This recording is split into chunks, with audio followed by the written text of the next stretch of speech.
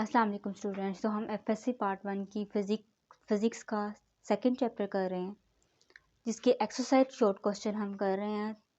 तो 2.19 short question हम आज करेंगे। 2.19 शॉर्ट क्वेश्चन में वो कह रहा है कि आपने ये बताना है कि इन दो स्टेटमेंट्स में से कौन सी ट्रू है और कौन सी फॉल्स है, और रीज़न भी बतानी है। A body in equilibrium neither rotating nor moving. एक बॉडी इक्विलिब्रियम में है, ना वो रोटेट कर रही है ना वो मूव कर रही है। मतलब एक बॉडी इक्विलिब्रियम में तभी होगी जब वो ना रोटेट करे ना वो मूव करे। तो ये फॉल्स स्टेटमेंट है, क्योंकि हमने इक्विलिब्रियम की डेफिनेशन पढ़ी है। अगर इन दोनों की का मतलब ये है कि बॉडी रेस्ट में है, तो हमने इक्विलिब्रियम की डेफिनेशन पढ़ी है। अगर बॉडी रेस्ट में हो और यूनिफॉर्म वेलोसिटी से मूव कर रही हो तब भी वो इक्विलिब्रियम में होती है। यूनिफॉर्म वेलोसिटी से मूव कर रही हो यानी यूनिफॉर्म वेलोसिटी से वो रोटेट करे या मूव करे, यूनिफॉर्म वेलोसिटी से रोटेट करे या मूव करे तब भी वो इक्विलिब्रियम में होती है। उसकी स्टेटमेंट ये है कि बॉडी इक्विलिब्रियम में है, ना वो रोटेट कर रही है ना वो मूव कर रही है, यानी वो रेस्ट में है। अगर वो रेस्ट में है तो इक्विलिब्रियम में है, ठीक है। उसकी स्टेटमेंट इतनी ट्रू है, लेकिन उसने आधी स्टेटमेंट नहीं बताई जिसमें बॉडी यूनिफॉर्म वेलोसिटी के साथ रोटेट और मूव करेगी तब भी वो इक्विलिब्रियम में होती है।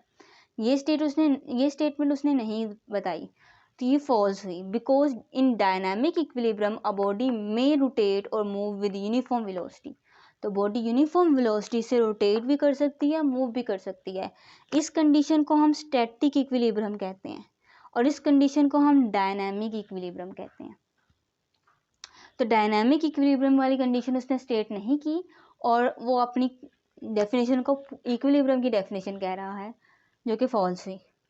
नेक्स्ट है, if coplanar forces acting on body form a closed polygon. अगर बॉडी पे कोई फोर्सेस एक्ट कर रही हैं तो वो कोई क्लोज्ड पॉलीगॉन बना लें, कोई भी क्लोज्ड शेप। क्लोज्ड पॉलीगॉन मतलब कोई भी क्लोज्ड ज्योमेट्रिकल शेप, कोई ट्राइंगल भी हो सकती है, वो रेक्टेंगल भी हो सकती है।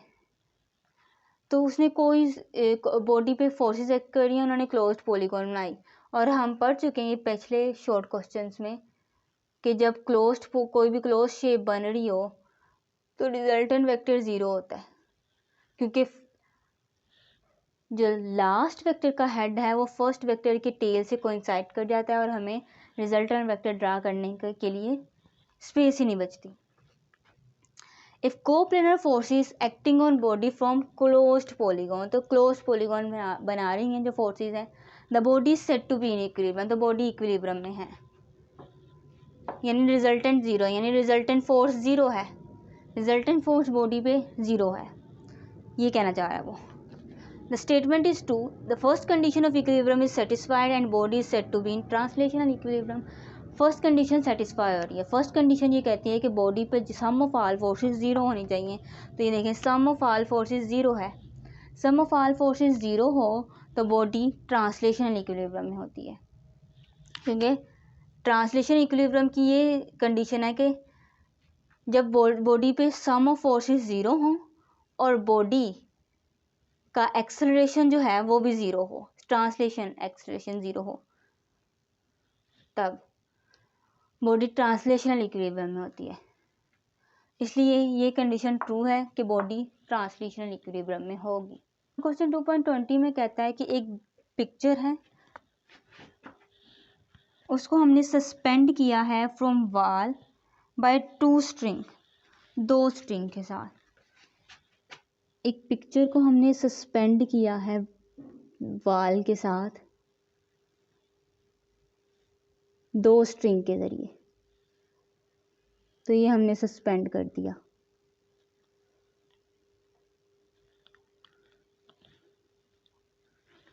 ये पिक्चर है, ये वॉल के साथ हैंग हुई है 2 स्ट्रिंग के ज़रिए। तो इस स्ट्रिंग में टेंशन टी होगी, इस स्ट्रिंग में टेंशन टी होगी, और इसका वेट डब्ल्यू नीचे की जानिब होगा इस पिक्चर का। तो कह रहा है, a picture is suspended from a wall by 2 string shown by diagram. Show by diagram, आप डायग्राम से शो करें द कॉन्फ़िगरेशन ऑफ स्ट्रिंग कि स्ट्रिंग की कॉन्फ़िगरेशन क्या होगी, हमने एज्यूम की ये होगी। तो स्ट्रिंग की कॉन्फ़िगरेशन क्या हो for which the tension in the string will be minimum, कि इन ये जो टेंशन है ये मिनिमम हो। सबसे पहले तो हम इस पे इसको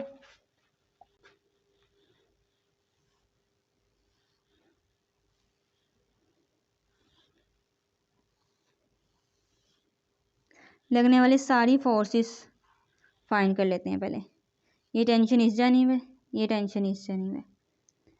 अब हम इस टेंशन को इसके कंपोनेंट में रिजॉल्व करेंगे। मैंने कंपोनेंट में रिजॉल्व करने का मेथड बताया कि कोई भी वेक्टर हो उसका एक स्ट्रेट लाइन ड्रा कर लेनी है, स्ट्रेट लाइन पे एक कंपोनेंट डालना है। इस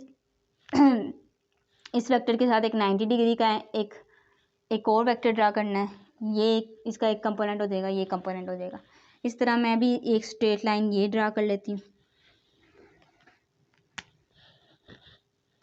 ये स्ट्रेट लाइन ड्रा कर ली, इसके साथ एक वर्टिकल कंपोनेंट बना लिया, ये एक्स हो गया, ये वाई हो गया। इस तरह इस टी का भी एक ये स्ट्रेट लाइन ड्रा कर ली और एक ये वर्टिकल कंपोनेंट बना लिया, यानी दोनों का वर्टिकल कंपोनेंट ऊपर की जानिब है। तो ये कौन सा कंपोनेंट होगा, कैसे पता लगेगा, यहाँ पे थीटा है, थीटा के सामने वाला साइन थीटा होता है, तो ये टी कोस थीटा होगा और ये वाला जो होगा वो टी साइन थीटा। इस तरह यहाँ पे थीटा है तो थीटा के सामने वाला साइन थीटा होता है और ये नीचे वाला क्या होगा, टी कोस थीटा।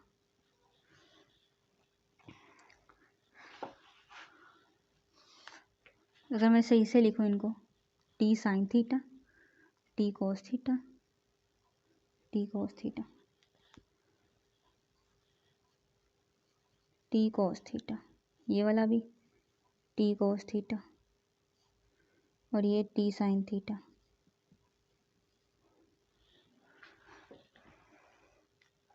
तो अब मैं इन वेक्टर्स को ऐड करूं, तो मैं सब फोर्सेस को ऐड करना चाहती हूँ।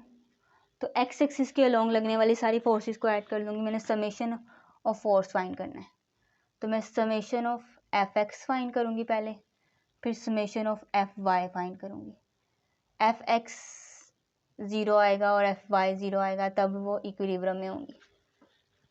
एफ एक्स एक्सिस के अलोंग, ये एक्स एक्सिस है, एक्स एक्सिस के अलोंग एक टी कोस थीटा लग रही है और एक टी साइन थीटा।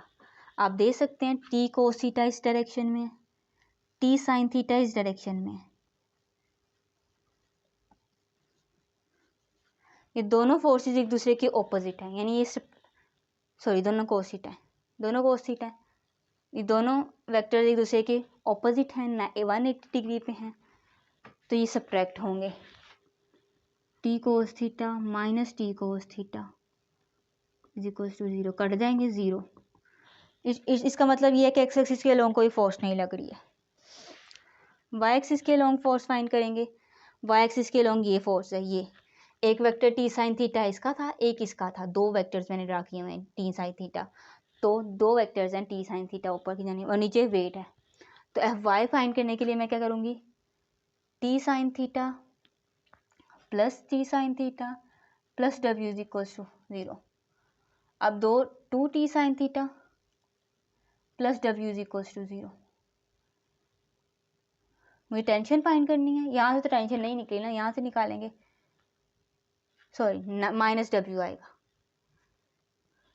ये ऊपर की जानिब है, ये बिल्कुल उससे ऑपोजिट है, 180 डिग्री पे 2t साइन थीटा। अब डब्ल्यू इधर रहेगा, 2 साइन थीटा जाके डिवाइड हो जाएगा, t बच जाएगा। ये मेरे पास टेंशन आ गई। लेकिन उन्होंने कहा है कि आपने वो कंडीशन फाइंड करनी है जब टेंशन मिनिमम हो, तो हमने टेंशन मिनिमम फाइंड करनी है। आप यहाँ से देख के बताएं कि टेंशन मिनिमम कब हो सकती है, जब डिनोमिनेटर मैक्सिमम हो। जब डिनोमिनेटर जितना बड़ा डिनोमिनेटर होगा ना न्यूमरेटर से, तो जब बड़ी वैल्यू डिनोमिनेटर में हो तो हमारे पास आंसर उतना ही छोटा आता है, तो टेंशन उतनी ही छोटी हो जाएगी। ये जितना बड़ा होगा उतनी ही टेंशन कम होगी। तो साइन थीटा, इसका मतलब है 2 तो चेंज नहीं ना हो सकता, साइन थीटा चेंज हो सकता है, तो साइन थीटा क्या होना चाहिए, बड़ा होना चाहिए, यानी मैक्सिमम होना चाहिए।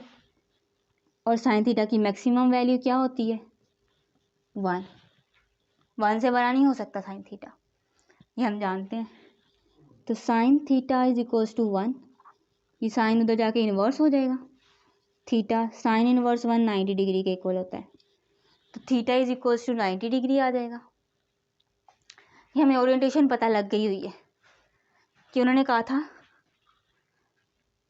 Show by diagram the configuration of string for which the configuration मतलब उनका एंगल ही बताएं, आप उनका एंगल बताएं, उनकी ओरिएंटेशन बताएं स्ट्रिंग्स की, for which the tension in the string will be minimum. हमने कहा मिनिमम तब होगी जब डिनोमिनेटर मैक्सिमम होगा।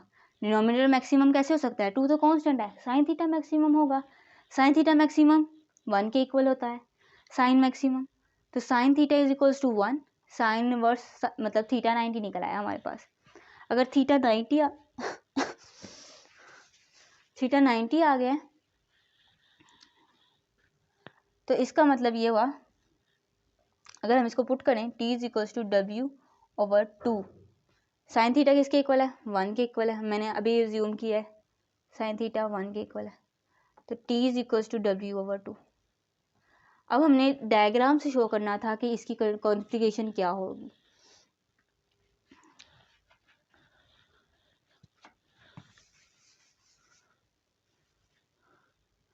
तो ये हमारा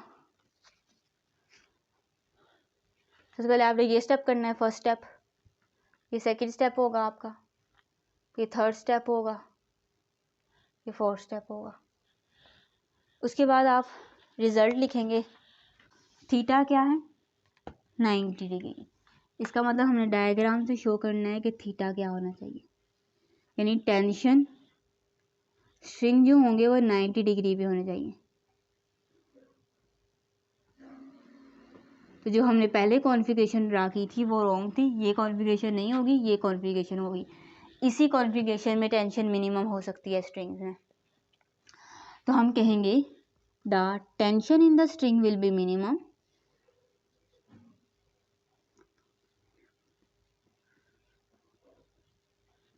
is minimum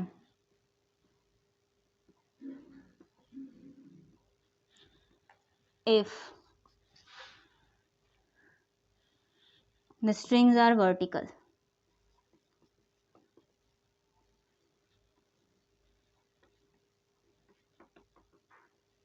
Vertical means theta is equals to 90 degree. ये हमने कहा थीटा क्या होना चाहिए 90 डिग्री होना चाहिए। नेक्स्ट क्वेश्चन है हमारा 2.21। इसमें वो कह रहा है can a body rotate about its centre of gravity, क्या बॉडी अपने सेंटर ऑफ ग्रेविटी के अराउंड मूव कर सकती है। सेंटर ऑफ ग्रेविटी क्या है, ये कोई भी बॉडी है, सेंटर ऑफ ग्रेविटी किसी बॉडी में वो पॉइंट होता है जहाँ पे उसका सारा का सारा वेट लाई करता है। तो ये फॉर एग्जांपल उसके सेंटर में लाई कर रहा है, ज़रूरी नहीं सब बॉडीज के सेंटर में लाई करें। तो ये सेंटर ऑफ ग्रेविटी के अराउंड, सेंटर ऑफ ग्रेविटी ये इसका पॉइंट है जहाँ पे इसका सारा का सारा वेट लाई कर रहा है, ठीक। अब वो कह रहे हैं कि इस बॉडी के अराउंड आपने रोटेट करवाना है, इस मार्कर का सेंटर ऑफ ग्रेविटी ये है फॉर एग्जांपल, तो क्या ये इसके अराउंड रोटेट कर सकती है। अगर हम फर्स्ट पार्ट इतना देखें, can a body rotate about its centre of gravity, क्या ये सेंटर ऑफ ग्रेविटी के अराउंड मूव कर सकती है। जी ये रोटेट कर सकती है, जब मैं इसके ऊपर फोर्स लगा रही हूँ तो ये अपने सेंटर ऑफ ग्रेविटी के अराउंड रोटेट कर रही है। तो ये तो हम कह सकते हैं इतने पार्ट को कि yes body can rotate about its centre of gravity. लेकिन नेक्स्ट है under the action of its weight, अपने वेट के अंडर। अब इस बात का क्या मतलब है under the action, under the action मतलब की वजह से, वेट की वजह से, क्या वेट की वजह से मूव कर सकती है। वेट क्या है, यहाँ पे वेट जो है वो एक फोर्स है, ग्रेविटेशनल फोर्स। असल में वेट असल में ग्रेविटेशनल फोर्स ही होती है ना, ग्रेविटी इसको पुल कर रही होती है। तो वेट सेंटर ऑफ ग्रेविटी से नीचे की जानिब एक फोर्स एक्ट करती है, उसे वेट कहते हैं, ग्रेविटेशनल फोर्स जो एक्ट करती है। यानी इस वक्त हमारे पास जो सेंटर ऑफ ग्रेविटी है वो पिवट पॉइंट हुआ, क्योंकि इसके अराउंड बॉडी ने रोटेट करना है, जिस पॉइंट के अराउंड बॉडी रोटेट करती है वो पिवट पॉइंट होता है।